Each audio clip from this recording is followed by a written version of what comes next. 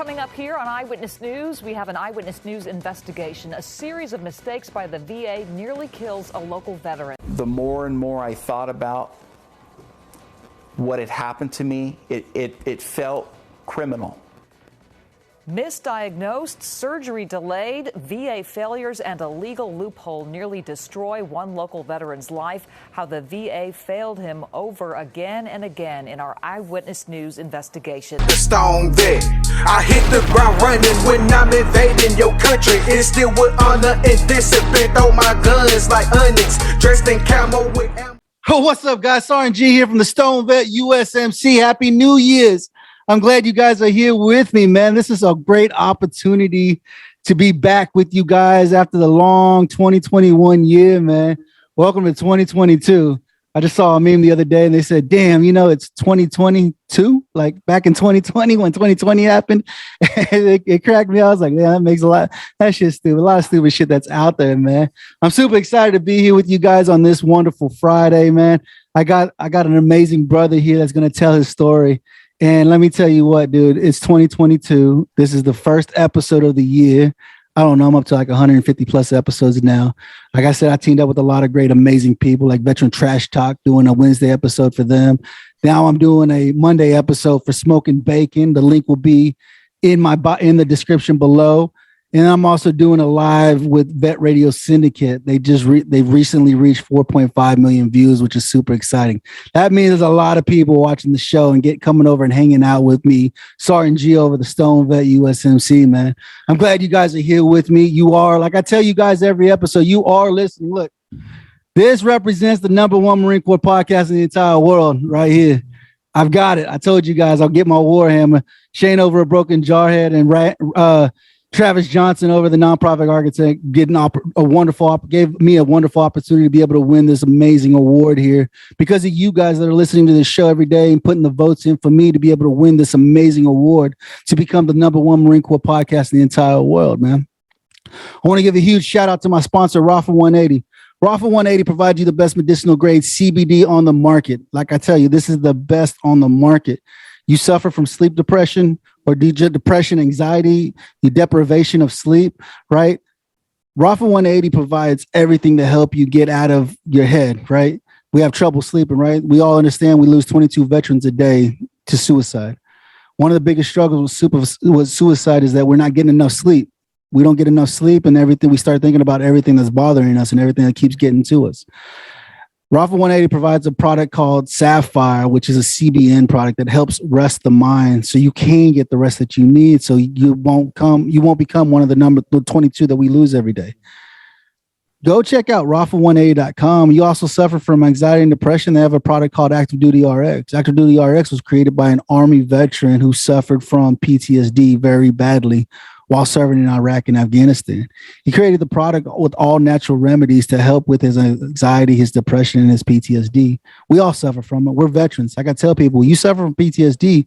When you went to boot camp, to become a jarhead, a soldier, an airman, whatever the fucking Space Force is, Coast Guardian, or whatever they are. When you went to boot camp, they turned you into whatever they needed you to be. You are no longer who you thought you were going to be when you went in. When you went in and graduated, you are now Department of Defense. You are no longer Joe. You're no longer Brian. You're no longer Juan. You are now Department of Defense. So you're going to suffer from PTSD because you don't know who you are anymore because you are Department of Defense, man. Go check out Rafa180.com. They provide you the best medicinal grade CBD, man. Like I tell you guys, when you check out with the STONED VET USMC, you get 15% off the entire purchase, dude. And guess what? They deliver to your doorstep, man. Priority mail. You can't go wrong with that, man. You like the swag? I got some new swag. Look at the hoodie, right? It's still cold outside. This is a nice thick hoodie. Thanks to Ginger and David over at Really Designs. I got cups. I got sweatshirts, hoodies. I got socks. You want some of this swag? Go check out Rafa180.com. And if you look up top in the top right corner, you'll see the STONED VET USMC. Click the link to go get your swag and help support my show, man. I'm super excited to be here with Mr. Brian Talley here. Mr. Brian Talley is another jarhead who decided to take the same oath and stand on the same yellow footprints. A lot of you guys don't understand, you Army guys, Air Force, you guys don't understand the significance of yellow footprints, right? Whenever we see them in a restaurant or something, like, I ain't doing that shit again. I ain't standing on those yellow footprints again. And I know Brian can validate that, right? How you doing, Brian, on this Friday? Sergeant G, what's up, brother? Hey, what's going on? Another day, another dollar, man. Just looking forward to 2022 here, man. Absolutely, brother. I mean, it's a brand new year. It's a brand new start, right? We all fucked up on 2021, but I think we fuck up every year, honestly. I mean, we go into it strong, thinking we're going to make a difference, and then halfway through, we're like, what the hell am I doing now? You know what I'm saying? Yeah, I'm already starting to see everybody's, New Year's resolutions fill my Facebook feeds, and it's like, oh boy, here we go again. Here we go again. Well, why do you get that done last year? Right. Absolutely, brother. Absolutely, man. This is Mr. Brian Talley. Brian Talley has done some amazing things in our community, and I'm going to let him get into that. But I want to start out with you so you guys can get to know who Brian Talley is. Why would I bring Brian Talley on the STONED VET USMC, right? Because you guys already know. You guys already know I bring on veterans that have made a difference in our community, right? For you guys trying to find your purpose again. I think that's the biggest struggle we have, Brian, is that when we get out of service, it's like, the hell do I do now? I don't know what to do. Because when you're in service, you're told what to do, when to do it, how to do it, right? You're told what uniform of the day is, right? And everything else, everything's told what to do. So you're on a schedule every day, Monday through Friday, sometimes Saturday and Sunday. You're on a schedule. You know what you're supposed to be doing. You know the uniform of the day. And when you get out of service, it's like, the fuck am I supposed to do now? What do I wear? Do I wear jeans and a shirt? Do I wear boots and utes? Or what do I do? Do I go to work? Where do I go to work? How do I get a job? Like, I don't know. You know what I'm saying, Brian? So I don't know. So Brian, like I said, Brian is another jarhead. He served in the our beloved Corps, man. Why don't you tell people a little bit about your story, about why you joined the Marine Corps, the best branch in the entire DOD? Right. Yeah, in the world, for sure. I just wanted to be the best. When I was in high school, I didn't have the best grades. Kind of, grew up with a, single mom, didn't really have that father figure in my life until later on, in my teenage years with the stepdad, and just was trying to find some sort of purpose. I wasn't going to go to college. Like I said, I didn't have the grades for that. And so once I started to dig in a little bit, saw that recruiter walk the halls of my school, I knew right then and there that the swag and the confidence of that Marine Corps recruiter in his dress blues walking down the senior hall was probably going to end up being the decision I would make. And I never looked back. No, absolutely. I see, that's different. People ask me, they're like, why you join the Marine Corps? I said, because that's the only knucklehead that knocked on my door. I didn't go looking for the recruiter. Yeah, that's the only one that would take me, right? That's what I told them. They're like, why the Marine Corps? I said, that's the only guy knocking on my door. Nobody else knocked on my door. Just a fucking jarhead knocked on my door and asked me to join the Marine Corps. And I was like, nope, I didn't want to do it. Because for me, I went, so I didn't get I was a high school dropout. I dropped out of high school back in 2021. I dropped out of high school. And so I joined a youth academy here in Oklahoma to get my GED. I said, I got to get a GED at least at a minimum. I got to get something to say I can do something, And, so I went to a youth academy. It's an Army ran youth academy here. It's a 6-month program. You go through it was boot camp for 6 months is what it was, And I got my GED and I got out, and then they come knocking on my door as soon as I graduated. And I was like, I don't want to do this shit. There's no way. I do not want to be a Marine. I had a Marine drill instructor in the youth academy. And I was like, that dude was fucking crazy as shit. I was like, I ain't doing that shit. But sure enough, I decided to join our beloved Corps and say, yeah, I'll do it. Why not? But I think what it was is that my wife, I've been with my wife we'll be 22 years this April. Oh, and I think it's her fault that I joined the Marine Corps. I think because I was like, I got to make a difference for us. I can't, what I'm saying? Like you said, you grew up seeing, you didn't have your dad, your mom raised you. I was the same way. My mom raised me as well. My dad left. And I was like, I can't stay where I'm at. You know what I'm saying? I said, it was just bad. The people were bad. People were into drugs and all kinds of shit. And I was like, I can't do this all my life. I got to do something, And like similar like you, I was like, well, he knocked on my door. I guess I better go see what he has to say, Absolutely. And so you joined the Marine Corps. When did you join the Marine Corps? I joined in 94, and then I ended up getting out in 99. And then I went into the active reserves for a couple years in Denver. So I served in all 3 duty stations. I PCS 3 times in 5 years, and then went on some different deployments, while I was stationed in Camp Lejeune in Okinawa and Camp Pendleton, some humanitarian type stuff, some boats and float stuff, and, just had a good time. Those are always fun, though. See any, major catastrophes out there. I think the best moment I had when I was in the Marine Corps was when I was down in Cuba and Puerto Rico, down in, was it it was early 96. And that was some good duty down there. There was a lot of stuff going on between human and drug trafficking and stuff like that. So we were able to go down there and kind of be a show of force. Of course. But that was probably the best time I had when I was actually, boots on the ground doing shit, right? Doing something that made a difference. No, absolutely. Absolutely. I mean, that alone right there, the floats are always the funnest, though. That's what I've always been told. I never got to go on a float. I always try to get on the Mew or something so I can go do a float somewhere in like Australia or something, go somewhere, Guam or, the Philippines or something, but they could never get me on a float. And I was like, you guys suck, dude. Like, I did 9 years. I could never get on a damn float. They sent my ass to Iraq twice. And I was like, fucking bitches, dude. I want to go on a float. I don't want to go to Iraq no more. You know what I'm saying? But I mean, for that time, I mean, to be able to show force there. I mean, a lot of people don't understand that. That's why I try to tell a lot of people. I said, America doesn't need Marines. America wants Marines. Every other branch of service can do what we can do. The Army can do what we can do. The fucking Navy can do what we can do. The Air Force has a small percentage of people who can do what we can do as Marines. You know what I'm saying? But nobody can get up and move like we can move. Nobody can make an impression. Like you said, when they see Marines, they're like, oh shit.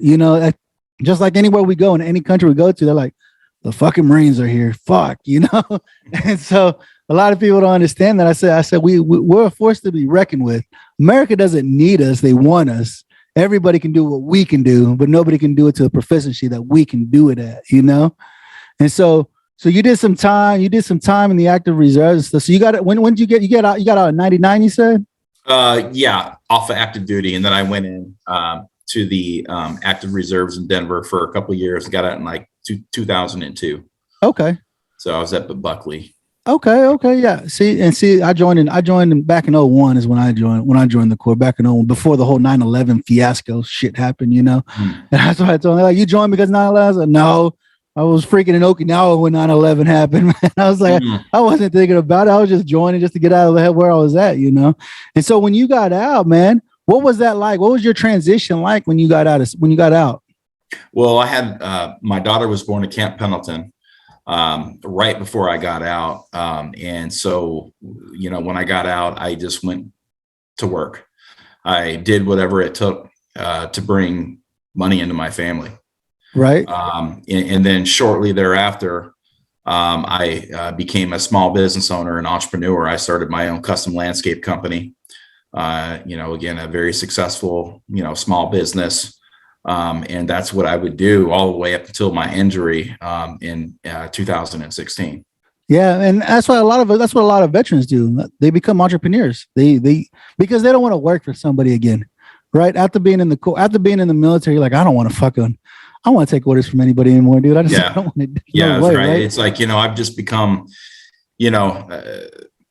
one, I didn't want to have to take orders from anybody. I wanted to be the boss. And there was going to be nobody that was going to work harder for me and my family than me. And so, I kind of eliminated, working for the man very, very early on after I got out of the Marine Corps. And, I just like dealing with decision makers. Right. I don't want to have to work for somebody and then have to get to 8 or 9 different lines of people before I get a simple answer. Right. So it's, I just wanted to be my own boss, to call the shots and again, work with other like-minded, equally yoked decision makers. Absolutely. And landscaping is big, dude. There's a lot of people that do a lot of landscaping. I got a brother out in Florida. That's what he's doing right now, but he's broke as a joke too. Like you said, you had an injury, right? You had your injury that you had. Why don't you tell everybody a little bit about? So you said in 2016 that you had an injury, right? Yeah. So January 2016, I couldn't get out of bed. I had an onslaught of pain that you could have never, imagined. My sheets and my pillowcase and my blankets were soaked like you put a water hose in there. My wife took me to the VA. That's, where I get my medical care. And one thing led to another. It was just denied. It was just a bunch of denied emergency medical care, on top of them, stating that I had no problems. They took an X-ray of my back, and they said that, you're fine, go home and stretch. That led to shots of Dilaudid and Kenalog and metocarbamol and bags full of pills for the pain I was in, for the onslaught of pain that, again, it's absolutely indescribable, the amount of pain, that I was in. So my story begins with delayed and denied care. We begged and pleaded. I was incapacitated for, at the time, for months and months. My wife advocated and begged and pleaded with the VA to get me a blood test and a simple MRI, some diagnostic testing to find out what was going on inside me. And they kept denying all of that stuff. So we thought, she thought she was doing everything right. You got doctors, clinicians, and, and ER nurses saying that, you sprained your back. I'm like, well, I don't know how I sprained my back. I never had any trauma. So right. A very long story. My story spans 5 years, in a storm that I never thought was going to end.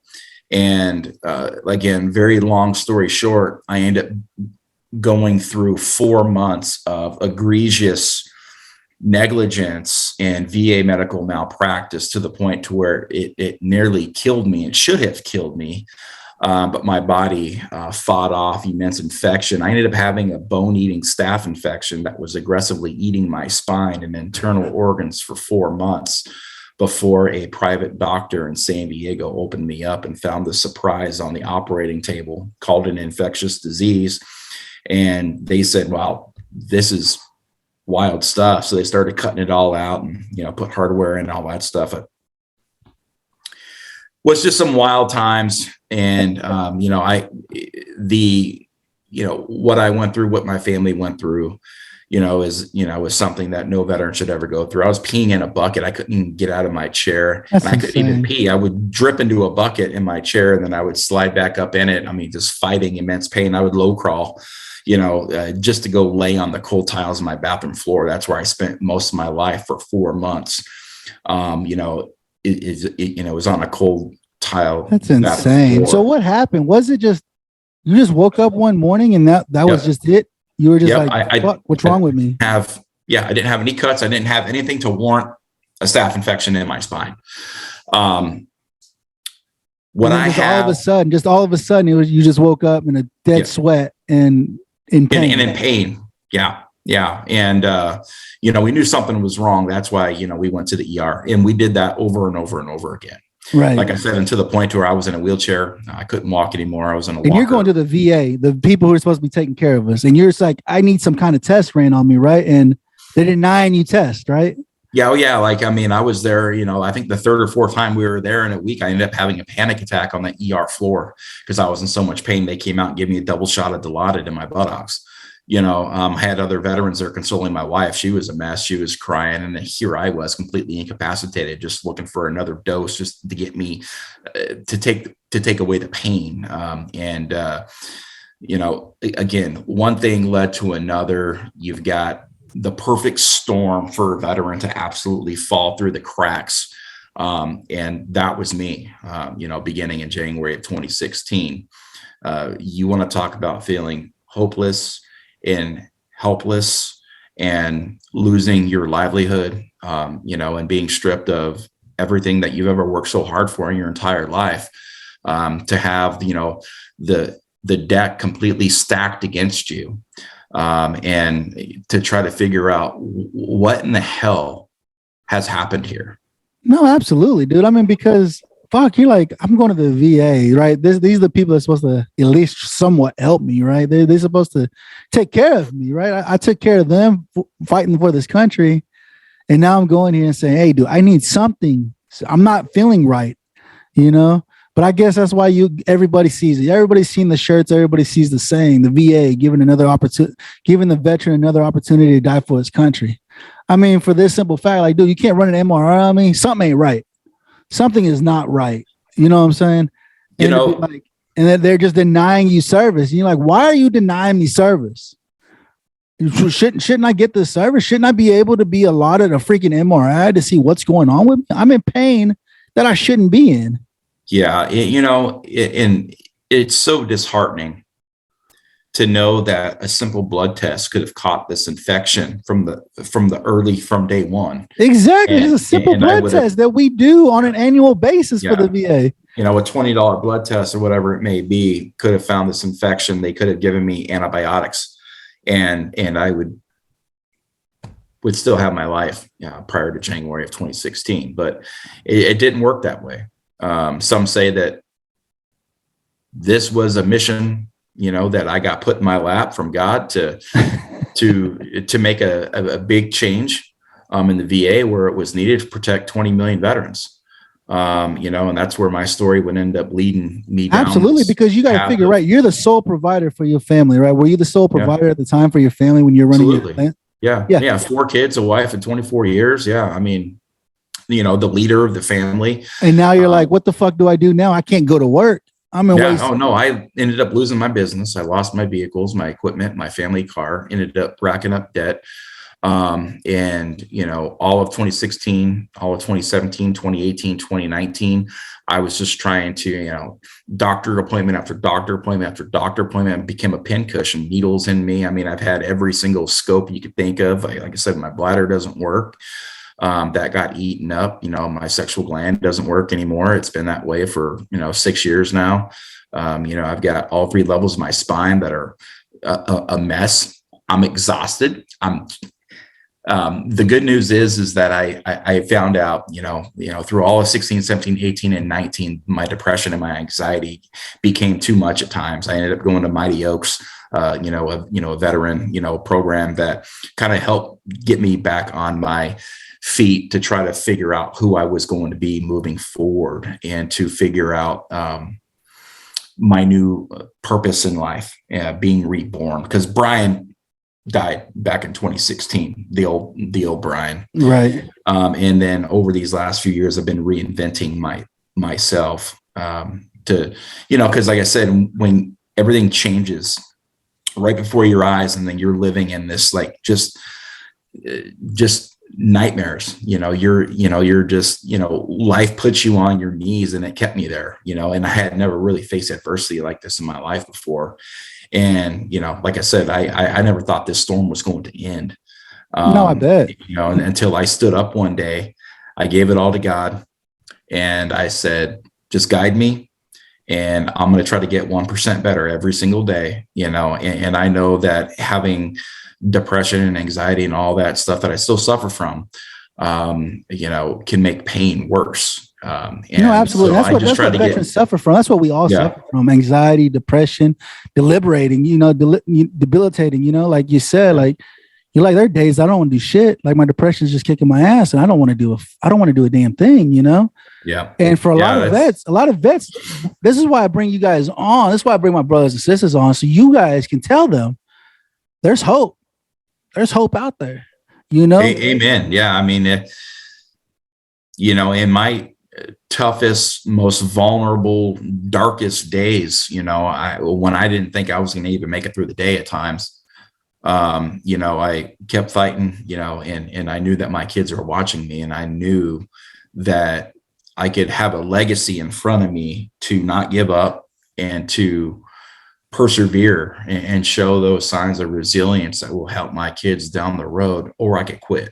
Right. Because it was very, very easy. I could have just stayed in my chair and quit, because that's where I lived for 4 years. Is right. My chair. I'd get up on the weekends to go watch my kids play sports, and then I'd be right back in my self-isolation room where I'd spend, all my waking hours there. It sucked. But, when you're battling physical pain, emotional pain, mental pain, and when you don't have all the answers, that's where life put me. But I had a lot of time to think. I had a lot of time to figure it out. I had a lot of time to do some soul searching. And once the VA came out and they stated that they actually did screw up and they failed to meet the standard of care, and that we aren't going to lose everything we've ever worked so hard for our entire life, I began to show some signs of like, okay, cool. We're not going to, lose everything. And I could start to focus on getting better on my physical health, on my mental health and all that stuff. And then a year later, they dropped another bombshell on my family.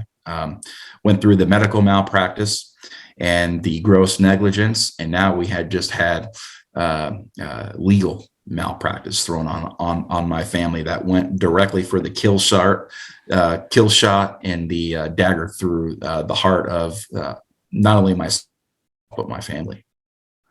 Yep, that sounds about right. So yeah, because I mean, when we were talking earlier, that's what you were saying. You were saying that the VA was like, "Oh no, we'll take care of it," and then when it came down to it, they said, "Nah, we ain't even fucking with it no more." Right? Like, you're gonna suffer for our negligence that we provided you. And that's what you're saying. And so when you try to go out to the doctor, it was too late, right? Yeah, no. So an investigation took place. There was like 9 clinicians involved in my care. They all failed to meet the standard of care.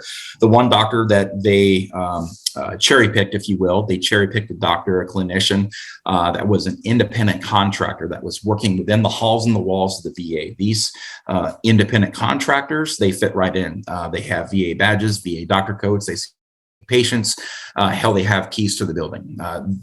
They are employees. In everybody's mind, you would never think the VA even had independent contractors that are working, again, within the halls and the walls of the VA. So what happens here is that there's a law from 1946 that states that the U.S. government is not responsible for an independent contractor that causes negligence or malpractice causing a permanent injury or death. So what the VA has done very cleverly over the last several generations now is they fess up to the actual malpractice. They state that we failed to meet the standard of care. There was a breach in liability, and we're going to be settling your claim for compensation of your loss. And then they watched the clock. So I was in California. They watched my California state statute of limitations all the way up until it hit the 1-year mark. They dropped a letter and they said that we just found out that the person that we're holding responsible for your care is an independent contractor. So therefore we deny all culpability. And they did an about face and left me and my family holding the bag. Motherfucker, dude. They took it a step further and they stated that you needed to sue the clinician in state court. The day that they dropped that letter, my California state statute of limitations had expired by 3 days. So what they do is they go in there, they cherry pick the clinicians that they could see their way out of these lawsuits. And right in the final hour, right when you think that everything is going to be okay, and that, they're going to do the right thing and there will be accountability and there will be justice, they pull the rug right out from underneath your feet. And again, they leave you holding the bag. And then all the hope that you have, because you've been suffering, right? You're not working, you have no income coming in. No. And you're like, okay, here's our hope, because maybe they'll be able to get something out of this, right? And then all of a sudden now it's like, nope, we're not going to help you. We screwed you over and we're going to screw you even more by holding this letter until 3 days after the 1 year so that we can keep this clinician on staff. Correct. So the way that works is that typically if you commit a negligence or malpractice, you are reported to the National Practitioner Data Bank. That clinician could not even be held accountable there because the state statute of limitations had ran. So when the Office of General Counsel sees these cases of medical malpractice, that's how they can water down the actual annual numbers coming in. So say, for an example, you have 5,000 cases that come through a year for VA medical malpractice. Well, they have to accept some. So they're going to accept some of the lower paying ones. Right. And then all of the other ones, they're like, you know what, we can we got an independent contractor over here that we can use that legal loophole on. What we can do is we can put it all on him, completely run their their claim as far as we can, and then deny it based on a technicality and an employment status at the very end. The veteran has already been put on their knees due to VA medical malpractice. In a lot of these cases, they have even died. Like in my case, I shouldn't have lived past 2 weeks. I went 4 months. The infectious disease doctor said I should have went into septic and I should have been dead. And so that would have left my family with an absolute mess. Right. Their dad gone, their leader. I can't even begin to think what would happen, right? With that horrifying scenario. But this is that happens all the time in the VA. And people, once they have that last dagger that is put through their hearts, they're done. They have nothing left to give. And I was a strong man and I was weak now. I was done. I was done. I was done. There was nothing. I had nothing else left to give. And then again, I just was like, all right, well, I can't go down like this. I'm a fighter. And once I saw the egregiousness of this loophole and how many other veterans and their families for generations, the thousands of others have all had this same sort of story happen to them, I knew that I couldn't live with myself. I could not carry on with my life knowing about this loophole without doing anything about it. So all I've had was brick walls just stacked in front of me. Right. So what do? Just like any good Marine, right? I contacted my congressman. Right. And that's what a lot of people don't understand. So I'm Sergeant G from the STONED VET USMC, and this is what I try to tell people. I try to advocate. I try to advocate for federal legalization of medicinal cannabis, right? Like for you, Brian, you'd be an excellent candidate if you understood the medicinal benefits of cannabis, right? Mm-hmm. With the pain and the suffering, the anxiety, the depression, and so forth and so forth. A lot of people don't understand it. A lot of people are still stuck on the stigma that the government gave it of, oh, he's just going to smoke weed just to get high. No, that's not the case.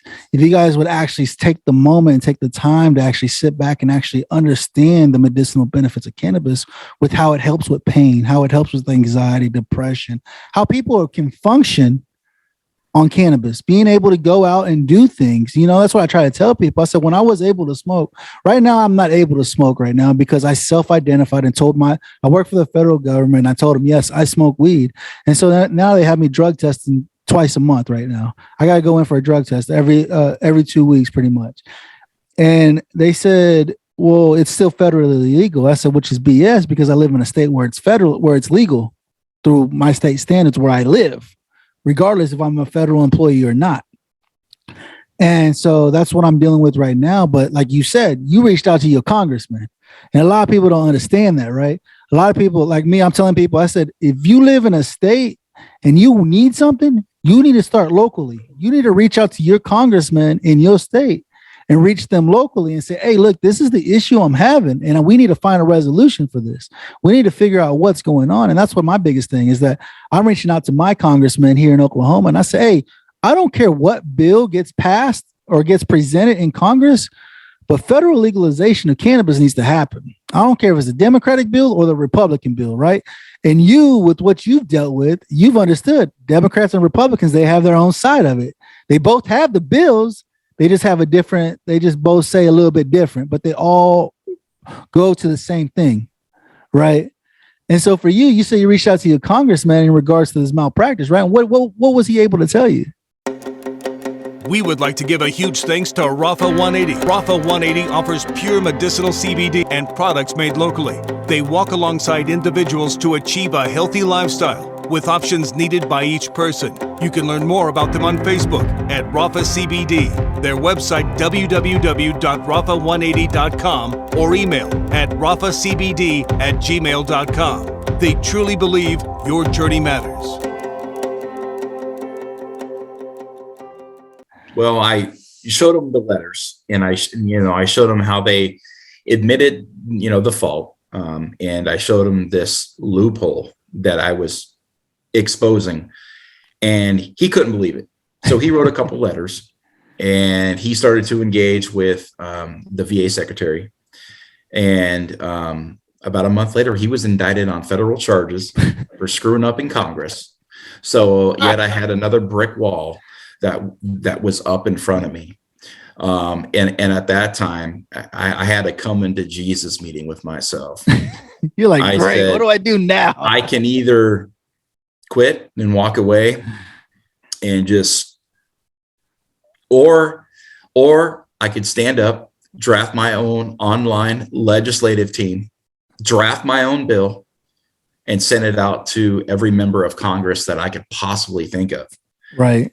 And that's what I did. I sent it to 300 members of Congress, some in the House and some in the Senate.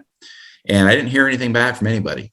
And again, I took some time and I drafted a bill. I drafted a solution that would put an end to this 74-year VA legal loophole that has destroyed the lives of veterans and their families for generations. Yeah, because only imagine, if people don't understand, 74 years this has been going on. If you guys don't know the VA, you guys haven't got services from the VA, you guys don't understand this loophole they created for themselves. I mean, how many veterans do you think have suffered through the hands of these contractors, federal contractors, right? That have taken this, that understood that they were screw ups, that they weren't the best at what they did, but yet got away with all the malpractice cases. Yeah, I mean, it's almost as if they're giving them complete immunity. But I even, said, hey, look, we're all human. Humans make mistakes. The mistakes happen in VA hospitals. They happen in civilian hospitals. Right. Absolutely. Hospitals. And so I was like, okay, well, maybe the doctors all had just some really bad months, and I ended up slipping through the cracks.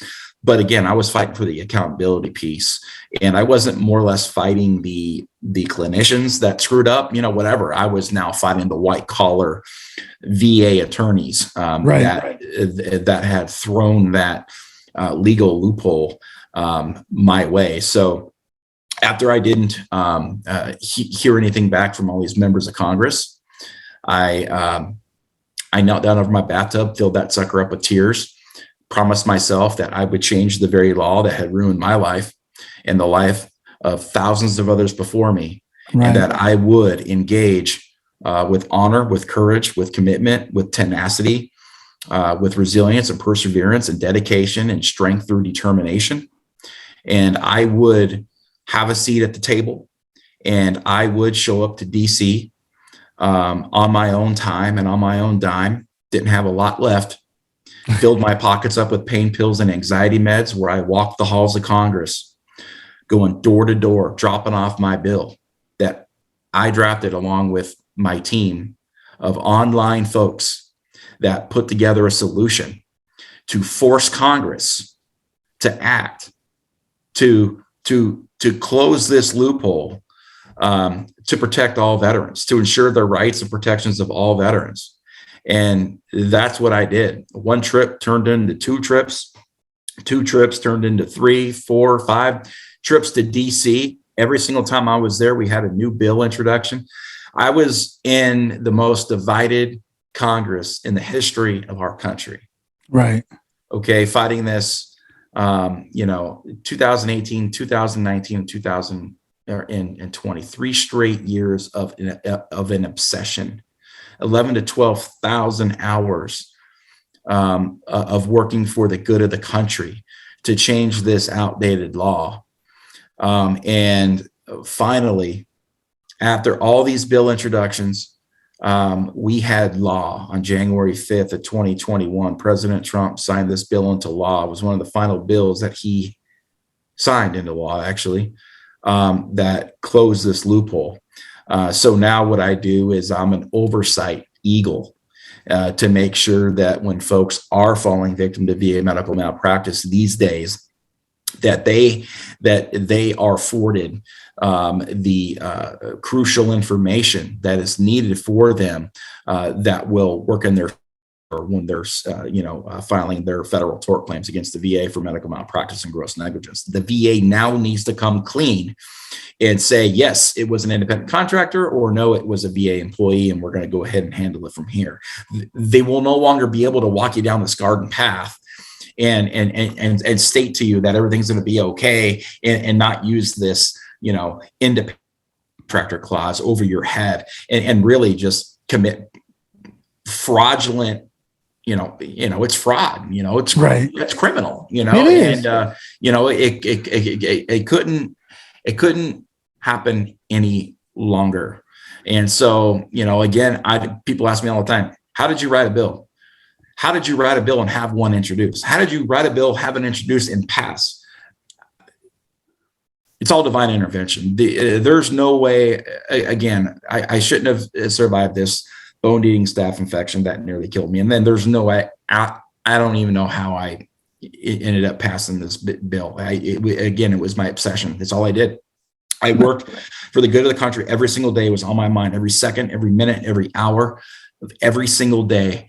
And I just always went back to pain and all the discomfort and the pills, the 40 pills a day I was on for years, and, not being able to use the restroom and, do things that I used to do, with no problems, and to think about all the pain and all the discomfort and everything that was stripped away from my family and I, due to no fault of our own. And that was the gears, that was the motivation I needed to see this all the way through. And once I had my seat at the table in Congress, I killed them with kindness. I never got out of that. I never showed my political preference, not one time. I went in there nonpartisan. I had a seat at the table and I said, we need liberals, we need Democrats, we need conservatives, we need Republicans, we need independents, everybody to come together for the good of the country to protect 20.2 million American veterans, period, the end. Right. And I think every veteran in the country deserves to know if they are injured in a VA hospital, who is responsible for it and what their employment status is. Right. I mean, we're not asking for much here. We're asking for simple accountability and transparency measures. Right. And that's exactly what I forced them to do. I took on Congress and I won. And that's freaking amazing. You know what I'm saying? Look at this, guys. It's another jarhead. This is another veteran. He went to Congress and he told them, this is ridiculous what's going on within our VA systems, right? He's fixing the fact that they said the VA giving a veteran another opportunity to die for his country. Bullshit. Brian Talley said, not no more. He said, I'm going to ensure that they hold responsibility for what they're doing. Because how many of you guys know, how many of you guys go to the VA and understand that if your doctor that you're seeing, if he's a federal contractor or if he's a VA employee, nobody knows. We don't know to ask those questions. We don't ask those questions. He's a guy that's seeing us to treat us, right? You go see a doctor out in town, that's either their office that they're working out of. They're a civilian, right? They're a civilian like that. But when you go to the VA, you don't know. You think they could be VA employees, right? And they don't hold them. If they're contractors, they don't hold them to the same standards as they would as a federal employee. But Brian went to Congress and ensured that, hey, no more. For 74 years, the VA has been getting away with this. How many people do you think have died in the hands of the VA because of malpractice? For 74 years, I guarantee you there's been thousands, if not hundreds of thousands of veterans who have died in the hands of the VA from malpractice, right? And it sucks. It sucks because it took Brian to go find a civilian doctor because the VA wouldn't take care of him. He had to go find his own doctor to let him know, hey, dude, you got a staph infection and your shit's fucked. Like your whole back is done. You should have been dead 2 weeks ago and you're still here, And for you to go through Congress, and he sat at the table with the representatives, with the Senate and the House of Representatives, right? You got to sit there and meet these people who are making the decisions for our country. And like you said, it was the most divided, right? Absolutely. The most divided. I essentially, Sergeant G, I became my own member of Congress. I was like, the only way that I am going to get this done is I'm going to need to put together a plan and some newfound, a purpose, a BAMSIS, if you will. Right. And that's exactly what I did. And when I I became my own member of Congress in my district. I didn't have a congressman. I was the biggest case in the VA, and I didn't have any representation in DC. None, zero, nada. And I had to go there, and I had to, again, become my own member of Congress, walk the very halls that they have walked, introduce bills that I had to go beg members of Congress to introduce because I wasn't a real congressman. I was just a guy in there fighting. So this would never happen again to anybody else. And I was influential enough at the table that I had several members of Congress not only champion my bills, but we had dozens and dozens of people signing on as co-sponsors. I mean, one of my biggest champions in Congress is Mark Meadows. He was the chief of staff of President Trump, and I had Mike Levin, a Democrat from California, who was another big champion of mine, Dave Bratt. I mean, I had, a lot of really big time members of Congress that I had to go in there and say, hey, look, we got a problem here and we need to fix it. And obviously, I had to learn how to play politics. Right. I'm a landscaper. I'm a Marine veteran. I'm supposed to be stupid. Right. Right. And so here I was developing a strategy that would essentially put me in the same seats, that would put me in front of Congress to testify before the House VA committee, and to give my story and to give my 2 cents on the importance of the successful passage of this law. And again, it was an obsession. Right. And it was driven by my anxiety. It was driven by a higher power. It was, and it's also helped me get my life back. I'm happy again for the first time in a very long time, over 6 years. Because of this, I had to move. I had to sell my house. We didn't lose our home in California, which is it's the only thing that saved us, because we were able to sell that and come to Texas and rebuy and kind of start over again with the money that we made on our house after we had we lost our family vehicle. We accumulated credit card debt and all that. And we were just an all-American great family prior to this happening. 800 credit, the house, the wife, the business, the kids, everything was great. And then boom, life put me on my knees and kept me there for a very, very, very long time. And, when I was in Congress fighting,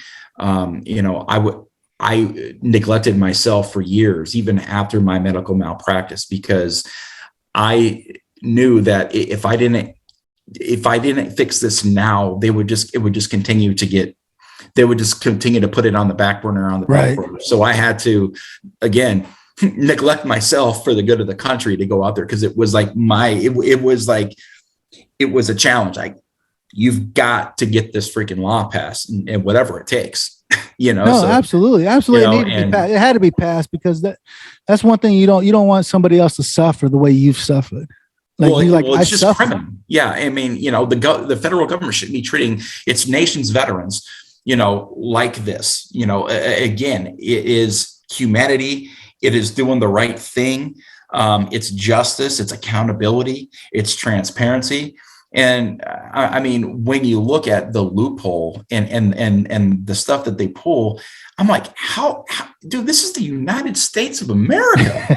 How is this happening? And it's, and again, it put me into a whirlwind of nightmares. And I'm like, I'm doing it. I'm going to do it. And I did, I never looked back. And now I've recently wrote a book, about my experience and how I was able to accomplish this task and this mission. Essentially, I go on now. I speak to veteran groups, and I speak to, kids and teams and corporates, corporate offices, whatever it may be, to, Chamber of Commerce's and just kind of tell my story of perseverance and resilience, and just really having a message of just never giving up.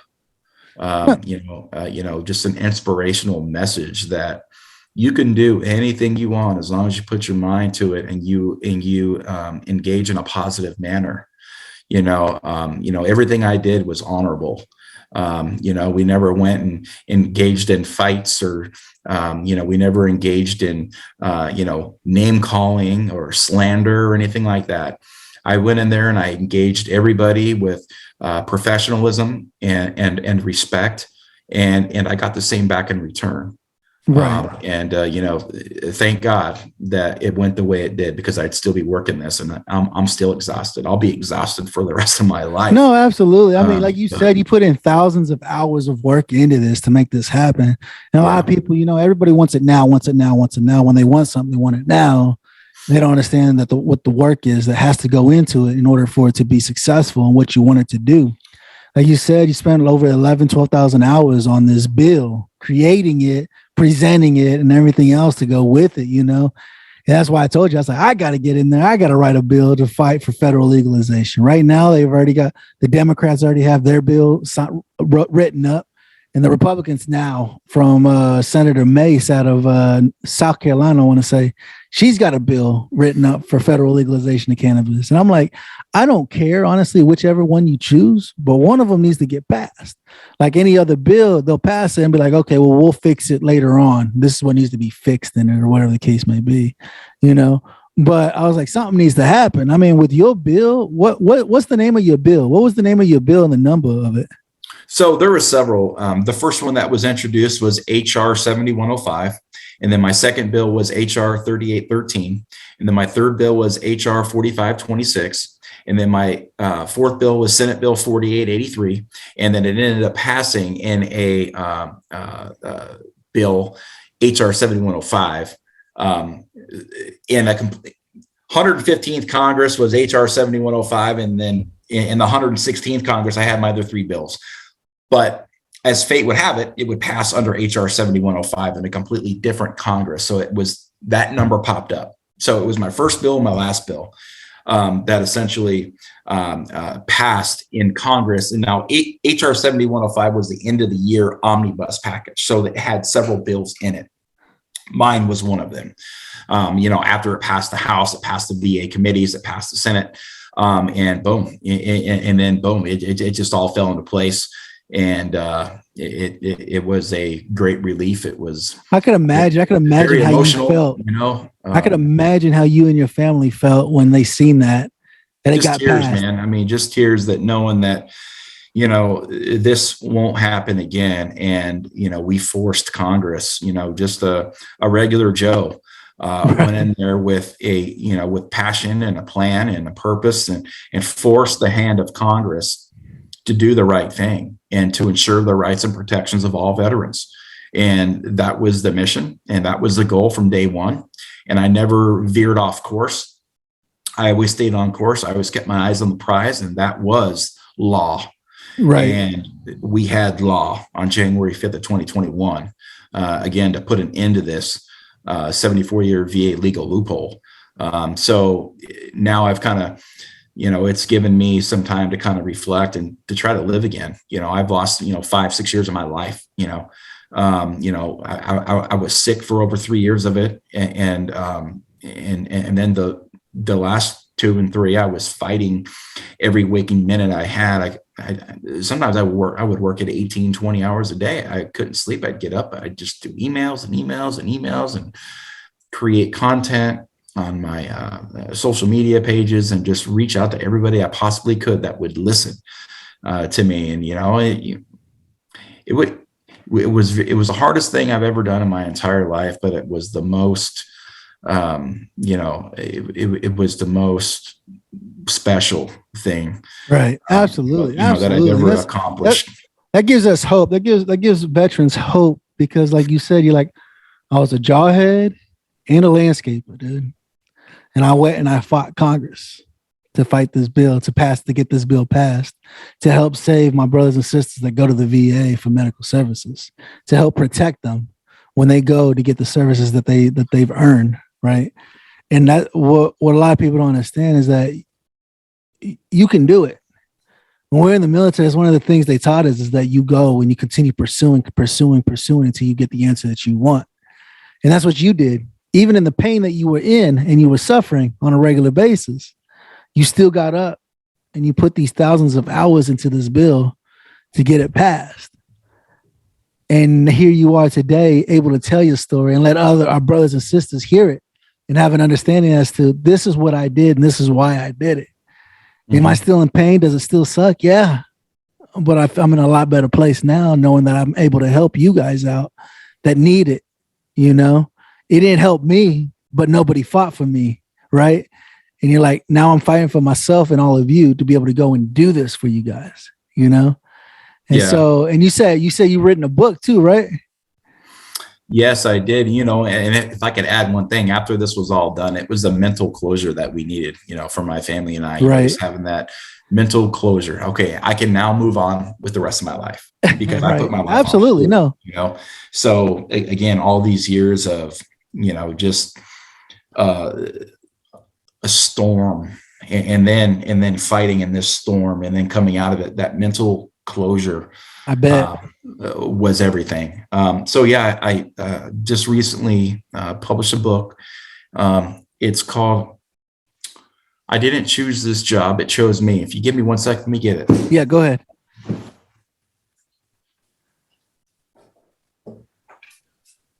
So here's my book. I Didn't Choose This Job, It Chose Me. It's available on Amazon and anywhere books are sold online. And it's the cover tells a story. There's a brick wall. It's inset in a flag in the Capitol building, and a man of perseverance and resilience in a suit looking back at what I was for years and years and years in a horrible physical and mental and emotional state. Again, going in, taking on Congress when the cards are completely stacked against you and not knowing anything about lobbying or anything, and going in there and accomplishing this task. I had to write a book, and I did, and I got it published. Again, it was a goal to have it out by Christmas. I had it out by September, a couple months before Christmas, and and now I've sold, I think, a couple hundred books, whatever, but I got to get the word out a little bit more. I think. Absolutely. And that's why I bring you on. That's why I bring my brothers and sisters on the show to help promote what they're doing and so people can see it, right? So people can hear your story and understand, but like, damn, I got to go check this book out. Right. And so that's what I do. This is why I love my show. This is why I love doing this. Like I said, this is my counseling session. I get to hang out with you guys and enjoy your stories and seeing what you're doing, how you've made a difference in our community. Because that's the biggest thing, right? Like I told you earlier, the biggest struggle we have is like, what do I do now? What's my purpose now? I don't have Sergeant G tell me what to do anymore. Sergeant G ain't telling me uniform of the day. He ain't telling me when to go to lunch. He ain't telling me when to go home. He ain't telling me this. He ain't telling me that. Now I got to figure it all out on my own. Like I got to figure out what to do, how to do it, when to do it, And this is why I love doing the show. And it's because I get to bring on you guys that have made a difference in our community, helping our other brothers and sisters find their purpose again. You need a bill passed. You need to write a bill. This is the guy you talk to right here, Mr. Brian Talley. Brian Talley said, I'll help you. I'll help, right? He's like, it takes a lot of time. I help veterans. I help veterans every day. It's because my story hit national news years ago, and then they've kept it pretty prevalent in the media. So many veterans reach out to me, and unfortunately I get emails and private messages every single day. And the amount of veterans out there that are being just completely just neglected and are just continuously falling through the cracks is disheartening. I see it every single day, and it's exhausting because I respond to every single person. And sometimes I'll have a lot of emails or, Facebook messages that I need to go through, but I have responded to the thousands of folks that have reached out to me over the years and have told me their own stories, whether it was death, or just permanent injury, based on their own scenarios and their own stories, and the loophole that I closed, stories of that. And so it's pretty depressing to see all these, emails and all that stuff continue to come in. But again, that's where I think a lot of folks can connect with me, is that they've seen this guy go through it all, and now they can have a guy that they can kind of lean on, and at least just for support, or maybe just some good recommendations or some knowledge on how to proceed. I'm not an attorney. I'm not a lawyer. I'm not a 501c3. I'm just a guy. I'm just a normal guy now who's trying to get his life back in order and to start living again. And so when people reach out to me all the time, again, I do my due diligence and I at least respond to them and I give them the best I can, that I can offer them. I wish I had all the answers and I don't. That's the thing. That's the thing. You are a resource. You are a huge resource, and that's why I try to tell people that's what I do. Me as Sergeant G is what I provide resources to people. If you're doing something and I know somebody doing the same thing you're doing, I'm going to steer him your way to say, hey, go check out this guy. Go talk to him. He may have more information that you need and that you're not aware of. Go talk to him. I guarantee he can help you out. You know what I'm saying? That's what I do. I try to connect people with the right people all the time, man. And just try to help. That's great. That's the biggest thing, right? There's no specific website that any veteran can go to find resources that they need in their area. There's just not anything, you know what I'm saying? Because in all 50 states, there's veterans in all 50 states, and there's different resources in all 50 of those states. And a lot of people don't know that. And there's no one website that says, hey, you need a veteran plumber, you need a veteran this, you need a veteran nonprofit. There's nothing out there that tells them that. And without us coming together and providing that information to our brothers and sisters in those areas, they just don't know. You're going into it blind. Like, I don't know. There's got to be something here to help me, And a lot of people don't understand that. And that's what I try to do is try to connect people with the right people, Yeah, that's good. There's a lot of, veteran groups out there, but it's so hard to, there needs to be a massive directory. Right. Absolutely. If you will, because there's just so many out there that are willing to help. But it's hard to connect the veteran population with a lot of these groups. I mean, let's just face it here. The veteran community is an at-risk population. And you need to treat that population as such, and you need to offer, like the things that you talk about, the CBD and the medicinal, marijuana and stuff like that, because that's what's going to actually start to help the veterans out there get back on their feet when it comes to battling their pain, because now you've got them so opioided out, they're on this and that, and they become very drug dependent on things. And that when that starts to happen, your mental clarity and your focus absolutely, brother, completely escape out the door, and you're left again feeling in a hopeless and a helpless situation, just dependent on your next dose of drugs or whatever it may be to get you through the day. So I appreciate what you do in the veteran community and advocating on behalf of 20 million veterans out there in a way that is effective. And absolutely, without folks like you too, we all have our purpose and we all have our God-given calling. And again, everybody's called, but very few answer that call to service. So absolutely, you have answered that call to service, and I appreciate you for that, Sergeant G. No, absolutely, Brian. I appreciate it, man. So we're getting close to the end of the show, man. Why don't you tell people how to reach you, how to get in contact with you, how to get you a book, and just any last words you want to tell them? Yeah. So I think this book right here is a must read for any veteran or any veteran supporter, or really anybody, at that.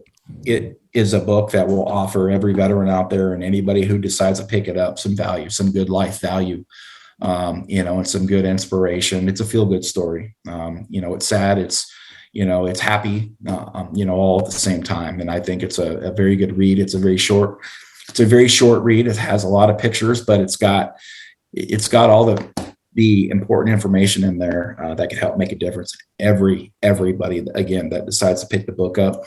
The book is available online. It's on Amazon. It's on Barnes & Noble and really anywhere online where books are sold. The name of the book is I Didn't Choose This Job. It Chose Me. And I'm the author, Brian J. Talley. And other than that, man, I just very happy that you've decided to put me on your show and to share my story. And, I'm a man of gratitude. So no, absolutely, brother. Absolutely. I really appreciate you coming on here, taking time out of your day to come hang out with me and enjoy this time. Like I said, I do this show so my other brothers and sisters can see this, right? There's over 200,000 veterans that get out annually, right? And so people trying to find their purpose again and being able to see, hey, there is hope for me. I can do something after I get out of service, And it's like we tell people. So we understand there's 22 veterans that take their life every day because of life in general, right? But nobody understands there's another 35 veterans that take their life to opioid addiction every day. The VA continues pounding pharmaceuticals down our throats every single day. We know that. We can, like you said, Brian, you're on 40 different pills a day, right? Taking 40 pills a day just to freaking get through life, get through the day, And a lot of people don't understand that. And it sucks. It sucks when you got to take that many pharmaceuticals, right? And this is why I advocate for the medicinal benefit of cannabis and CBD, right? This is why I always tell you guys, go check out rafa180.com, providing you the best medicinal grade CBD on the market, hands down. CBD is a great product. And what I love about Rafa 180, they work with each patient hand. They will hold your hand through the whole process to ensure that you get on the right dosage. I mean, like any pharmaceutical you get on, the doctor gives you a pharmaceutical, the way they tell you, come back in 2 weeks and let me know how it's working. If it ain't working, he needs to adjust the dosage to make sure that you're getting the right dosage. The same thing happens with CBD. A lot of people are taking CBD and said, this don't work. You weren't on the proper dosage. I mean, you don't know. There's different, the CBD that's out there, CBD, CBG, CBN, CBDA, CBDV. There's CBDs. There's a lot of different terpenes and different antidotes with it. And not all CBD is created the same. Like I tell you guys, go check out Rafa 180. That's Romeo Alpha Papa Hotel Alpha 180.com. You suffer from sleep deprivation, go check out the Sapphire line. You suffer from anxiety, depression, check out that Active Duty RX. I take it on a daily basis, and my gosh, it's wonderful. And if you guys have jobs that require you to drug test like myself, you don't have to worry about it. It's 100% THC free, which is amazing when you can get the medicine and not have to worry about the repercussions of taking THC. It's an amazing product, man. Go check out rafa180.com. If you want to get some of this swag, you need you a new tumbler to take out to the soccer fields for your kids when you're going out to cheer on your kids at baseball or at soccer. Go check out the new swag. Go to rafa180.com. Go under the Stone Vet tab and go get you a new hoodie. It's cold out there, and this is a thick hoodie. This is one of those hoodies you put a jacket over and you good for the rest of the day. Won't deny it, man. It's an amazing hoodie. Ginger and David over at Really Designs are doing amazing things for the veteran community as well, man. Brian, I appreciate you hanging out with us today, telling your story, letting people know that you're fighting for us and you've advocated and you've helped us. I appreciate you hanging out with me, brother. Hey, you're part of my community now. Like I said, we're always here to help each other, right? That's what it's about, is helping each other. I appreciate you hanging out with me, man. Remember, guys, here at the Stone Vet, we got your six. I fight for your freedom of speech and your right to bear arms. When I say I got your six, that means I got your back. But what else would you expect coming from the Stone Vet? 1, 2, 3, 4 for my country, I go hardcore. Army, Navy, Air Force, Coast Guard, Marine Corps. The Stone Vet, the Stone Vet.